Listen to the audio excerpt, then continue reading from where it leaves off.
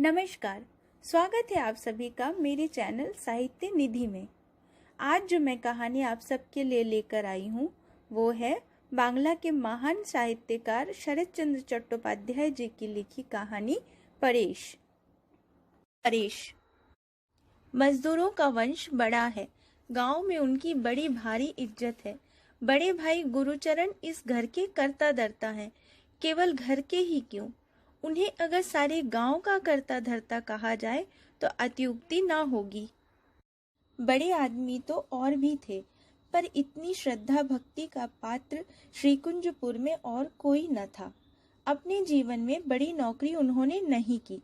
गांव छोड़कर अन्यत्र जाने को राजी हो जाते तो उनके लिए यह दुष्प्राप्य नहीं थी। लेकिन यौवन में जो एक बार निकटवर्ती जिला स्कूल की मास्टरी के काम में घुसे तो किसी भी लोभ से उस शिक्षालय की ममता छोड़कर अन्यत्र जाने के लिए राजी नहीं हुए। यहाँ उनका वेतन 30 से बढ़ते बढ़ते 50 रुपया हो गया था और अब उसकी आधी 25 रुपया पेंशन पाते हैं। 3 साल हुए उन्होंने अवसर ग्रहण कर लिया। संसार में आज तक रुपए की कमी उनके लिए सबसे बड़ी चीज नहीं हुई। अगर ऐसा ना होता तो झगड़ा मिटाने, मामलों का फैसला करने, दलबंदी की गुत्थियां सुलझाने में उनका आदेश ही श्रीकुंजपुर में सर्वमान्य नहीं हो सकता। उनकी असीम धर्मनिष्ठा, चरित्र की दृढ़ता और अवचलित साधुता के सामने सभी कोई इज्जत के साथ सिर झुकाते हैं। उम्र 60 के लगभग होगी। अगर कोई आदमी चरित्र, साधुता या धार्मिकता में जाति दिखाता तो आसपास के 10-20 गांव के लोग उसका यह कहकर मजाक उड़ाते कि ओफो, तुम तो एकदम गुरुचरण मालूम होते हो। गुरुचरण की स्त्री नहीं थी, केवल एक लड़का था, विमल। संसार में शायद अद्भुत कहलाने लायक सचमुच कुछ है ही नहीं तो इतने बड़े और सर्वगुण संपन्न पिता के ऐसा सर्वदोष संपन्न पुत्र कैसे हुआ, कुछ समझ में नहीं आता। पुत्र के साथ पिता का सांसारिक बंधन नहीं के बराबर था। उनका सारा का सारा बंधन जा पड़ा था भतीजे परेश पर। हरिचरण का लड़का परेश ही मानो उनका अपना लड़का हो। परेश एमए पास करके कानून पढ़ रहा है। उसे वर्ण परिचय की पहली पुस्तक से लेकर आज तक सब कुछ वे ही पढ़ाते आ रहे हैं। विमल ने कुछ नहीं सीखा। उनका यह दुख परेश से मिट गया। छोटा भाई हरिचरण इतने दिनों से परदेश में मामूली नौकरी ही कर रहा था।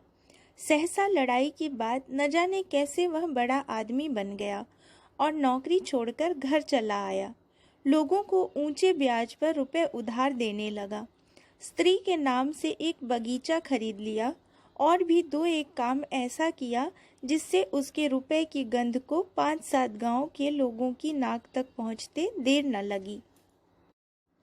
एक दिन हरिचरण ने आकर विनय के साथ कहा, भैया, बहुत दिनों से मैं आपसे एक बात कहने की सोच रहा हूँ। गुरुचरण ने कहा, अच्छी बात है, कहो। हरिचरण बगले झांकता हुआ बोला, आप अकेले अब और कितना कर सकेंगे, उम्र भी काफी हो रही है। गुरुचरण ने कहा, सो तो है ही, 60वां साल चल रहा है। हरिचरण ने कहा, इसी से कह रहा था, मैं तो अब घर ही रहूंगा। जमीन जायदाद सब गैर सिलसिले से पड़ी है, जरा निशान लगाकर मैं ही अगर। गुरुचरण ने क्षण भर अपने छोटे भाई के चेहरे की तरफ देखकर कहा, जमीन जायदाद तो अपनी मामूली ही है और गैर सिलसिले से भी नहीं है, लेकिन तुम क्या अलग होने की बात कर रहे हो? हरिचरण ने मारे शर्म के दांतों तले जीभ दबाकर कहा, जी नहीं, जैसा है, जैसा चल रहा है, सब वैसा ही रहेगा। सिर्फ जो कुछ अपने पास है उसमें जरा निशान लगा लेना है। और रसोई बसोई भी बड़े झंझट की चजी है। जब सब कुछ एकत्रित ही रहेगा, पर दाल और भात अलग अलग कर लिया जाए। आप समझे नहीं? गुरुचरण ने कहा, समझा क्यों नहीं, समझता तो हूँ ही। अच्छी बात है, कल से ऐसा ही होगा। हरिचरण ने पूछा, निशाना आप कैसे लगाएंगे, कुछ तय किया है? गुरुचरण ने कहा, तय करने की तो अब तक कोई ज़रूरत नहीं पड़ी थी, पर यदि आज आ पड़ी है तो तीनों भाइयों के 3 हिस्से बराबर बराबर बांट देने से काम चल जाएगा। हरिचरण ने आश्चर्य के साथ कहा, 3 हिस्से कैसे? मझली बहू तो विधवा है, लड़का वाला भी कोई नहीं, फिर उनका हिस्सा कैसा? 2 हिस्से करेंगे। गुरुचरण ने सिर हिलाकर कहा, नहीं, 3 हिस्से होंगे। मझली बहू मेरे श्यामाचरण की विधवा है, जब तक जीवित रहेगी हिस्सा तो पाएगी ही। हरिचरण रुष्ट हो गया, बोला, कानून से नहीं पा सकती, सिर्फ खाने पहनने को ले सकती है। हरिचरण रुष्ट हो गया, बोला, कानून से नहीं पा सकती, सिर्फ खाने पहनने को ले सकती है। गुरुचरण ने कहा, सो तो ले ही सकती है, क्योंकि वह बहू ठहरी। हरिचरण ने कहा, मान लीजिए कल को अगर बेच देना या गिरवी रख देना चाहे तो? गुरुचरण ने कहा, कानून से अगर ऐसा हक हासिल हो तो करेगी। हरिचरण का चेहरा स्याह पड़ गया, बोला, करेगी क्यों नहीं। दूसरे दिन हरिचरण रस्सी और फीता हाथ में लिए घर घर में नाप जोख करने लगा। गुरुचरण ने ना तो कुछ पूछा और ना बाधा ही डाली। 2-3 दिन बाद ईंटें, काठ और बालू चूना सुर्खी भी आ पहुंची। घर की पुरानी मेहरी ने आकर खबर दी, कल से राज लग जाएंगे, छोटे बाबू की भीत खड़ी होगी। गुरुचरण ने हंसते हुए कहा, सो तो देख ही रहा हूँ, कहने की क्या ज़रूरत है। 5-6 दिन बाद एक शाम को दरवाजे के बाहर पैरों की आहट सुनकर गुरुचरण ने मुंह उठाकर पूछा, पंचू की माँ क्या है? पंचू की माँ बहुत दिनों की पुरानी मेहरी है। उसने इशारे से दिखाते हुए कहा, मझली बहू खड़ी है बड़े बाबू। बड़ी बहू के मरने के बाद से विधवा भ्रातृवधू ही इस गृहस्थी की मालकिन है। वे ओट में खड़ी होकर जेठ के साथ बोलती हैं। उन्होंने मृदु कंठ से कहा, ससुर के घर में क्या मेरा कुछ भी दावा नहीं, जो छोटी बहू मुझे रात दिन गालियां दिया करती हैं? गुरुचरण ने कहा, है क्यों नहीं बहू, जैसा उनका है ठीक वैसा ही तुम्हारा भी हक है। पंचू की माँ ने कहा, लेकिन इस तरह करने से तो घर टिकना मुश्किल है। गुरुचरण सब सुन रहे थे। क्षण भर चुप रहकर बोले, परेश को आने के लिए चिट्ठी लिख दी है पंचू की माँ, उसके आते ही सब ठीक हो जाएगा, तब तक तुम लोग जरा सहती रहो। मझली बहू ने दुविधा करते हुए कहा, लेकिन परेश क्या? गुरुचरण ने टोकते हुए कहा, लेकिन कुछ नहीं मझली बहू, मेरे परेश के विषय में लेकिन नहीं चल सकता। हरि उसका बाप जरूर है, पर वह लड़का मेरा ही है। सारी दुनिया एक तरफ हो जाए तो भी वह मेरा ही रहेगा। उसके ताऊजी कभी अन्याय नहीं करते।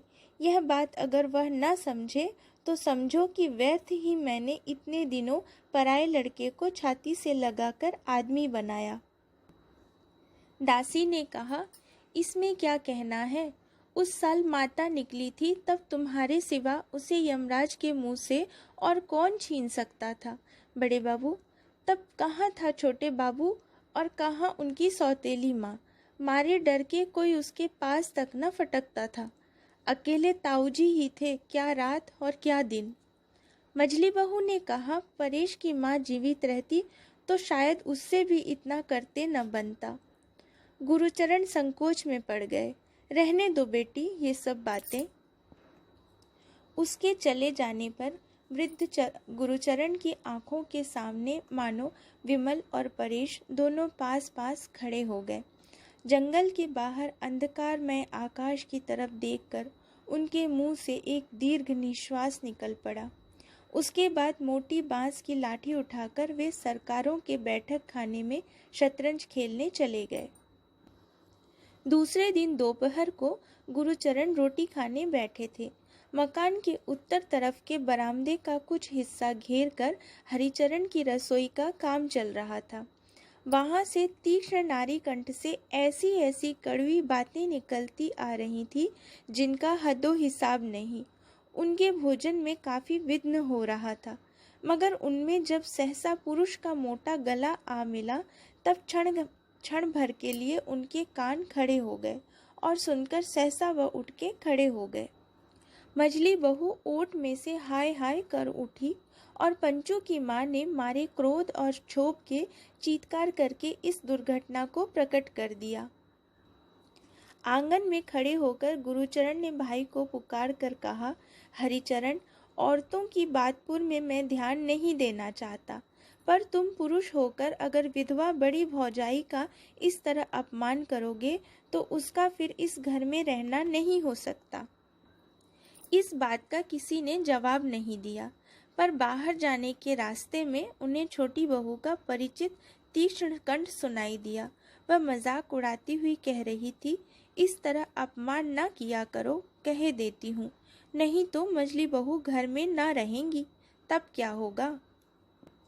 हरिचरण जवाब दे रहा था, दुनिया रसातल में डूब जाएगी और क्या होगा। कौन रहने के लिए सर की कसम दिला रहा है, चली जाए तो जान बचे। गुरुचरण ठिठक कर खड़े हो गए।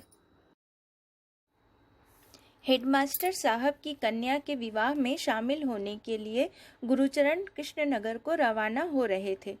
इतने में अचानक सुना कि परेश घर आ गया है और आते ही बुखार में पड़ गया है।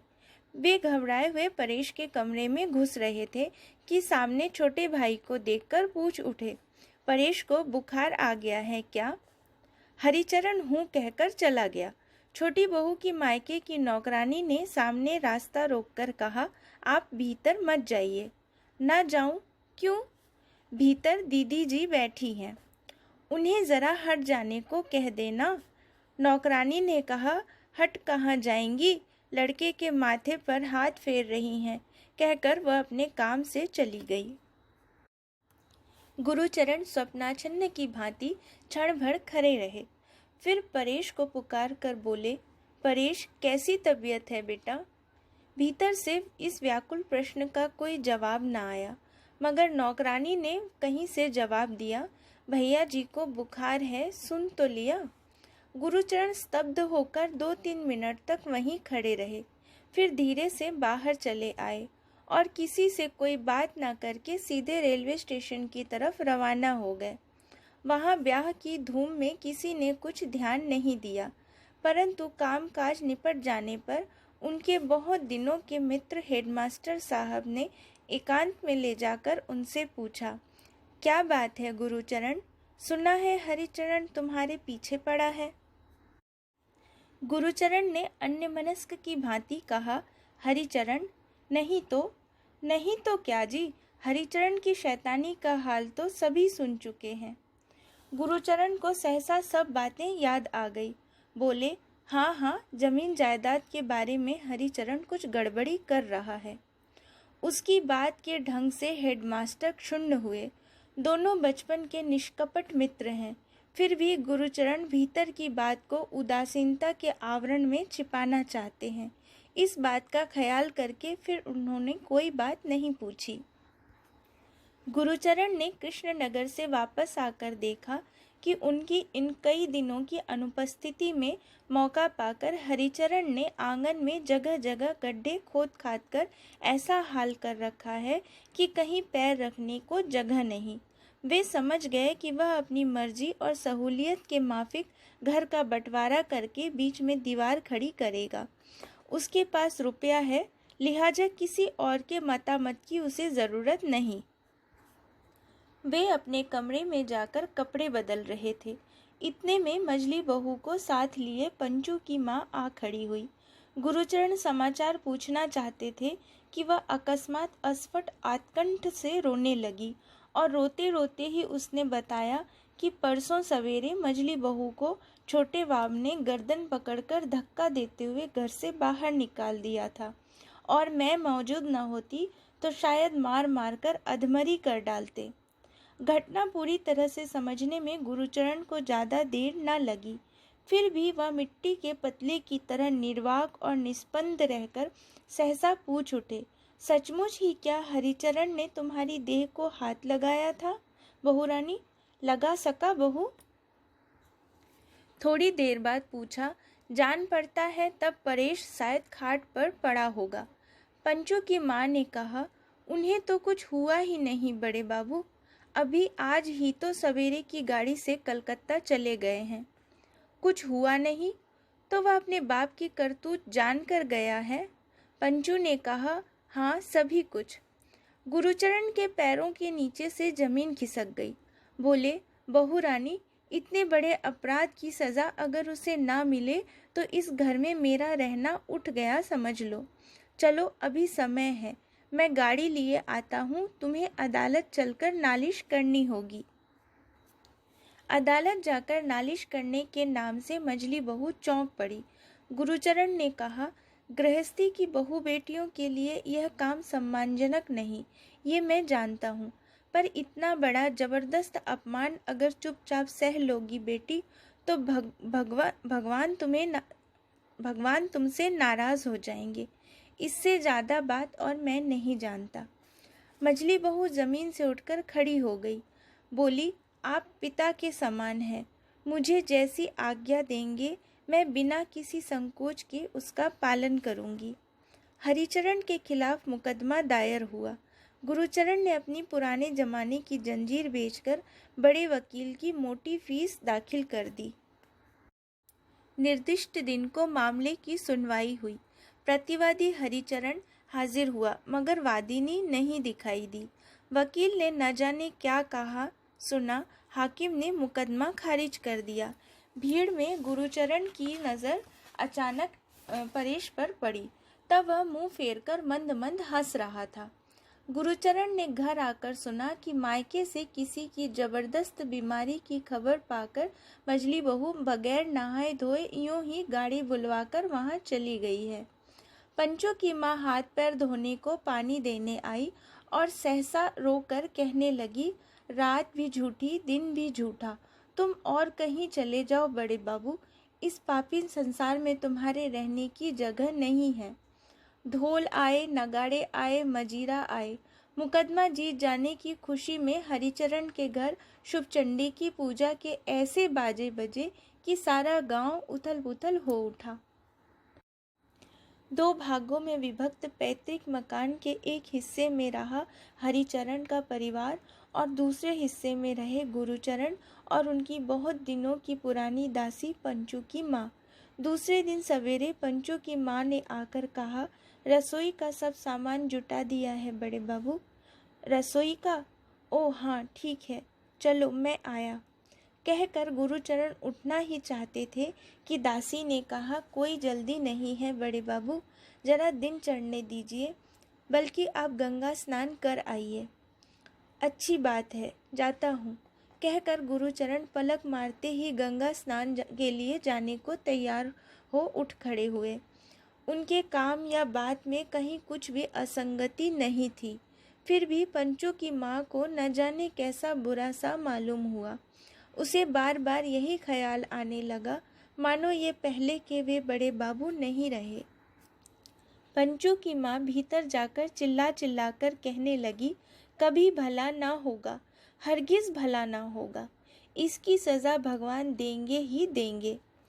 किसका भला ना होगा और किसे भगवान सज़ा देंगे ही देंगे, ठीक समझ में ना आया। लेकिन उस दिन छोटे बाबू की तरफ से इस बारे में झगड़ा करने को कोई तैयार नहीं हुआ। इसी तरह दिन कटने लगे। गुरुचरण की एकमात्र संतान विमल चंद्र नहीं, वे इस बात को अच्छी तरह जानते थे। कोई मास पहले कुछ घंटों के लिए एक बार वह घर आया था, फिर उसके दर्शन ही नहीं हुए। उस बार वह एक बैग में छिपाकर न जाने क्या क्या रख गया था। उसके चले जाने पर गुरुचरण ने बुलाकर कहा था, देखो तो बेटा क्या है इसमें। परेश ने अच्छी तरह देखभाल कर कहा था, कुछ कागजात हैं, शायद दस्तावेज हों, ताऊजी इन्हें जला दूं?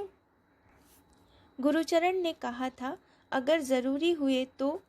परेश ने कहा था, ज़रूरी तो है ही, पर विमल भैया के लिए शायद गैर ज़रूरी है। आफत को ज़रूरत क्या है घर में रखने की। गुरुचरण ने आपत्ति की थी, बगैर जाने नष्ट नहीं करना चाहिए। परेश, किसी का सत्यानाश भी हो सकता है। इन्हें तू कहीं छिपा कर रख दे बेटा, पीछे देखा जाएगा। इस घटना की उन्हें याद नहीं थी। आज सवेरे गंगा स्नान से लौटकर रसोई बनाने जा रहे थे। इतने में अकस्मात बैग लिए हुए परेश, हरिचरण, गांव के और भी कई सज्जन और पुलिस आ खड़ी हुई। घटना संक्षेप में ये है कि विमल डकैती का आसामी है, फिलहाल फरार है। अखबार में खबर पढ़कर परेश ने पुलिस को सब बातें जता दी हैं। बैग अब तक उसी के पास था। विमल खराब लड़का है, शराब पीता है, आनुषंगिक और भी अनेक दोष हैं। कलकत्ता रहकर कोई मामूली सी नौकरी करके वो ये सब काम किया करता है, मगर वह डकैती कर सकता है ऐसा संदेह पिता के मन में कभी स्वप्न में भी ना हुआ। कुछ क्षण वे एकटक परेश के चेहरे की तरफ देखते रहे। उसके बाद उनकी निष्प्रभ निर्निमेष दोनों आंखों से झरझर आंसू टपकने लगे। बोले, सब सच है। परेश ने एक बात भी झूठ नहीं कही। दरोगा ने और भी 2-4 बातें पूछकर उन्हें छुट्टी दे दी। जाते समय उसने सहसा झुककर गुरुचरण के पांव छुए और कहा, आप उम्र में बड़े हैं और ब्राह्मण हैं, मेरा कसूर ध्यान में न लाइएगा। इतने भारी दुख का काम मैंने इसके पहले कभी नहीं किया। और भी कई महीने बीत जाने पर खबर आई कि विमल को 7 साल की सज़ा हो गई है।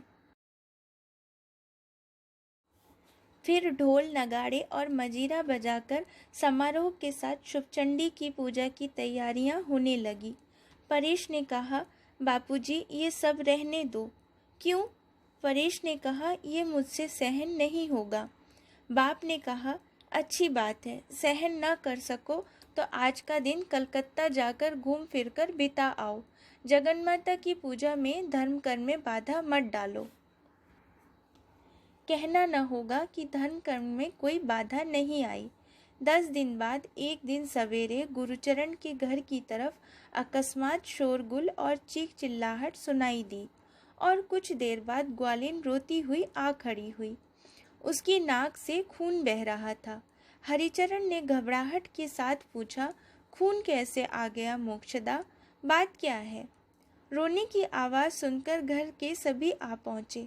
मोक्षदा ने कहा, दूध में पानी मिलाया था, इसलिए बड़े बाबू ने लात मारकर मुझे गड्ढे में गिरा दिया।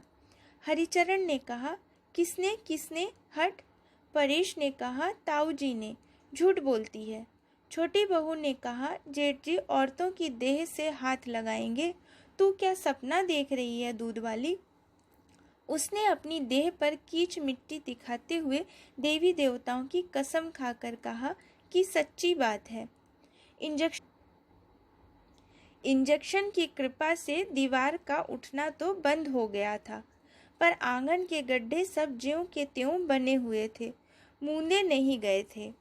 गुरुचरण के लात मारने पर उन्हीं में से एक में गिर जाने से उसे चोट आ गई थी। हरिचरण ने कहा, चल मेरे साथ नालिश कर दे। स्त्री ने कहा, कैसी असंभव बात कहते हो तुम? जेठ जी औरतों की देह पर हाथ लगाएं, झूठी बात है। हरिचरण ने कहा, झूठी होगी, हार जाएगी, लेकिन भैया के मुंह से तो झूठ निकल नहीं सकता। मारा होगा तो सज़ा हो जाएगी। हुआ भी यही। भैया के मुंह से झूठ ना निकला। अदालत के न्याय से उन पर 10 रुपया जुर्माना हो गया। अब की बार शुभचंडी की पूजा तो नहीं हुई, मगर दूसरे दिन देखा गया कि कुछ लड़के झुंड बांधकर गुरुचरण के पीछे पीछे शोरगुल मचाते और बकते हुए जा रहे हैं। ग्वालिन को मारने का गीत भी इतने में बन गया है। रात के करीब 8 बजे होंगे। हरिचरण की बैठक भरी हुई है। गांव के मुरब्बी लोग आजकल यहीं आने लगे हैं। अकस्मात एक आदमी ने आकर एक बड़े मजे की खबर सुनाई। लुहारों के लड़कों ने विश्वकर्मा पूजा के उत्सव में कलकत्ते से 2 जनी खेमटा नाचने वाली बुलाई हैं। उन्हीं के नाच की महफिल में गुरुचरण बैठे हैं। हरिचरण हंसते हंसते लोटपोट हो गए। बोला, पागल है पागल, इसकी बात मत सुनो। भैया खेमटा नाच देख रहे हैं। किस चंडूखाने से आ रहे हो अविनाश? अविनाश ने कसम खाकर कहा, अपनी आंखों से देख आया हूँ। एक आदमी दौड़ा गया सच्ची खबर लाने के लिए। 10 मिनट बाद वह लौट आया और बोला कि हाँ बिल्कुल सच बात है, और सिर्फ नाच ही नहीं देख रहे बल्कि रुमाल में बांधकर उन्हें न्योछावर देते हुए भी वह अपनी आंखों से देख आया है। बस फिर क्या था, एक जोर का शोरगुल उठ खड़ा हुआ। किसी ने कहा किसी दिन ऐसा होगा ही, ये तो जानी हुई बात थी। कोई कहने लगा, जिस दिन बिना कसूर औरतें की देह पर हाथ लगाया था उसी दिन हम समझ गए थे। एक ने लड़के की डकैती का उल्लेख करते हुए कहा, उसी से बाप के चरित्र का अंदाजा हो सकता है। इसी तरह की न जाने कितनी तरह की बातें होने लगी। आज कुछ बोला नहीं तो सिर्फ एक हरिचरण। वह अन्यमनस्क सा होकर चुपचाप बैठा रहा। उसे न जाने कैसे मानो आज बचपन की याद आने लगी। क्या यही उसके भैया हैं? यही गुरुचरण मजुमदार हैं? रात के करीब 2-2:30 बजे होंगे, पर नाच खत्म होने में अब भी देर है। विश्वकर्मा पूजा जल्दी ही खत्म हो चुकी थी, पर उसकी रेशा अब भी चल रही थी, जिसे भक्त लोग शराब पीकर, मांस खाकर, रंडी नचाकर दक्ष यज्ञ के रूप में पूरा कर रहे थे। अधिकांश लोग अपना होश हवास खो बैठे थे और उन्हीं के बीच में बैठे मुस्कुरा रहे थे वृद्ध गुरुचरण। इतने में कोई चादर से मुंह ढके हुए वहां आया और धीरे से उसने उनकी पीठ पर हाथ रखा। वे चौंक पड़े, बोले, कौन? उसने कहा, मैं हूँ परेश। ताऊजी घर चलिए। गुरुचरण ने कोई आपत्ति नहीं की, बोले, घर चलो। उत्सव मंच का जरा सा क्षीण प्रकाश रास्ते पर आ पड़ा था। वहां पहुंचकर परेश एकटक ताऊ के चेहरे की तरफ देखता रहा। आंखों में वो ज्योति नहीं, चेहरे पर वो तेज नहीं। नीचे से ऊपर तक सारा का सारा आदमी भूताविष्ट सा हो गया है। इतने दिनों बाद आज उसकी आंखों से आंसू गिरने लगे, और इतने दिनों बाद आज उसकी आंखें देख सकी कि लोगों के आगे लज्जित होने लायक ताऊजी में कोई चीज़ बाकी नहीं रही। इस अर्ध सचेतन देह को छोड़कर वे और कहीं चले गए हैं। उसने कहा, आपकी काशी जाने की बड़ी इच्छा थी ताऊजी, चलिएगा? गुरुचरण कंगाल की तरह बोल उठे, जाऊंगा परेश, जाऊंगा, पर कौन ले जाएगा मुझे? परेश ने कहा, मैं ले जाऊंगा ताऊजी। तो चल, एक बार घर चलकर चीज वस्तु ले आए जाकर। परेश ने कहा, नहीं ताऊजी, उस घर में अब नहीं जा, कुछ वहां से अब कुछ भी नहीं चाहिए हमें। गुरुचरण को सहसा मानो होश आ गया। क्षण भर नीरव रहकर बोले, कुछ नहीं चाहिए? उस घर का अब हम कुछ नहीं चाहते? परेश ने अपनी आंखें पोंछते हुए कहा, नहीं ताऊजी, कुछ नहीं चाहिए।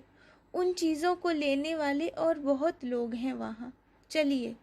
चलो, कहकर गुरुचरण ने परेश का हाथ पकड़ा और जनशून्य रास्ते से दोनों के दोनों रेलवे स्टेशन की तरफ चल दिए। मैं आशा करती हूँ मेरा ये स्टोरी नरेशन आप सभी को पसंद आया होगा। अगर पसंद आया है तो इस वीडियो को एक लाइक, शेयर और मेरे चैनल को सब्सक्राइब कीजिएगा। Thank you.